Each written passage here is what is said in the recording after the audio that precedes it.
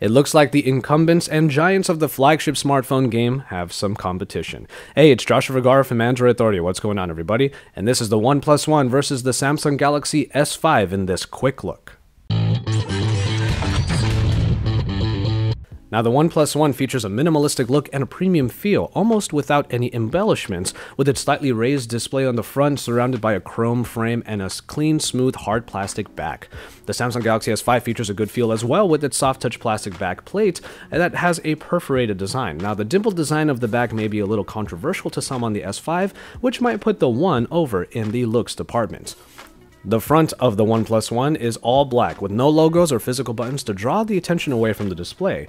You get capacitive buttons, but you also get the option to switch from using those to on-screen keys. The Galaxy S5, on the other hand, comes with Samsung's signature button layout on the front, with the physical home button being flanked by two capacitive keys, and the major difference being the replacement of the menu key with a recent apps key. In terms of dimensions, the OnePlus One is obviously the larger of the two devices, courtesy of its bigger 5.5-inch display compared to the 5.1-inch one of the Galaxy S5. As a result, the handling experience is certainly easier with the Galaxy S5, while the one-handed use will be more difficult on the OnePlus One. So you do get an overall handling nod given to the Samsung Galaxy S5, but we are dealing with a very pretty device in the One, which will further be enhanced in its look when the different material backs are released.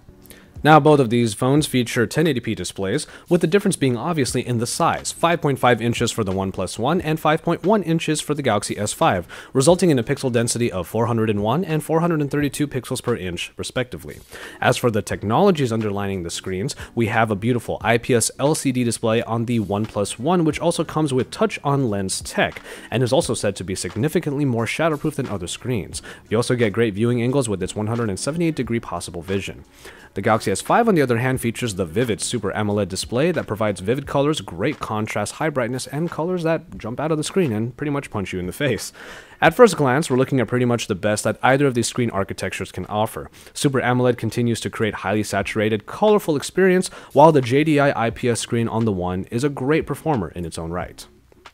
Get inside of these phones and you'll find the same quad-core Snapdragon 801 processor clocked in at 2.5 GHz and backed by the Adreno 330 in either, but the OnePlus One does come with 1 extra gig of RAM more than the Galaxy S5. But in either case, performance should be smooth and fast, and both should easily handle anything you throw at it.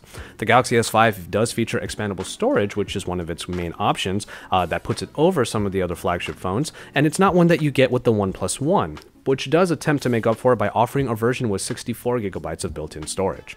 Samsung always packs its flagship releases with everything it can, and so the Galaxy S5 comes with a heart rate monitor on the back, a fingerprint scanner that is integrated into the home button, and it also has to be mentioned that the Galaxy S5 comes with an IP67 rating for protection against dust and water.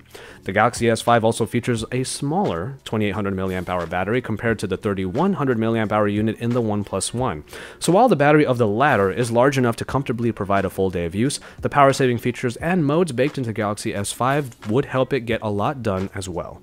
And even with the promise of better battery life with the OnePlus One, the Galaxy S5 does also get a slight advantage by virtue of having a battery that is removable, giving you the option to carry around to spare for when you need it.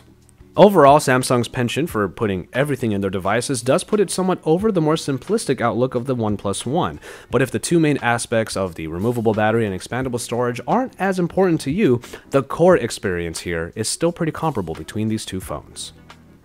Now, in the optics department, we do find a 13-megapixel Sony Exmor RS sensor in the OnePlus One, and it is constructed of a 6-part lens with a f2.0 aperture and a dual LED flash, and as far as the software package goes, it does provide a lot of options that should be able to give a pretty wonderful smartphone camera experience.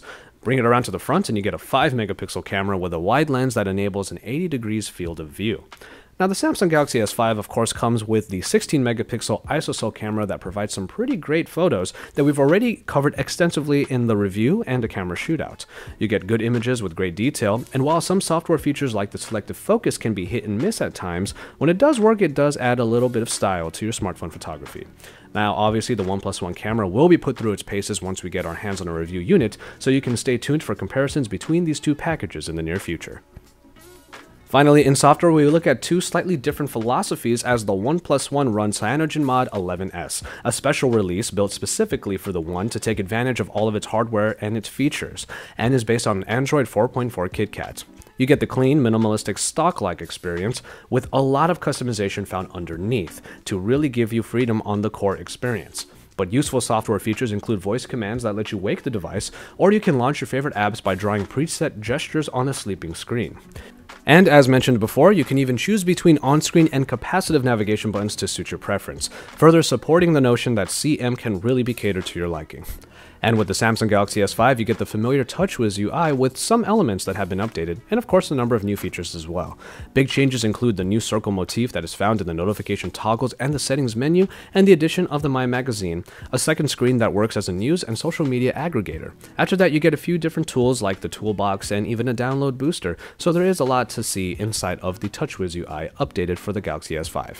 Now, while TouchWiz ultimately packs so much in order to provide supplementations to your Android experience, CyanogenMod takes a slightly different approach in that it allows you the freedom of customizing the already well-received shell that is the stock Android experience. Now, price is where these comparisons will probably get pretty nuts, because while the Galaxy S5 is available on 2-year contracts at $199 on the various carriers in the States, you can also get one unlocked at the base model for over $600. On the other hand, the OnePlus One brings you a great core Android experience at the incredible price of $299. Now, for all that is offered in the One, that is one hell of a price, and while whether or not this is truly the flagship killer remains to be seen, $299 is probably OnePlus's biggest trump card in the battle between it and here, the incumbent Samsung. So stay tuned to Android Authority for the future comparison between this and the Samsung Galaxy S5, and also stay tuned for the rest of our coverage of the OnePlus One, because we are your source for all things Android.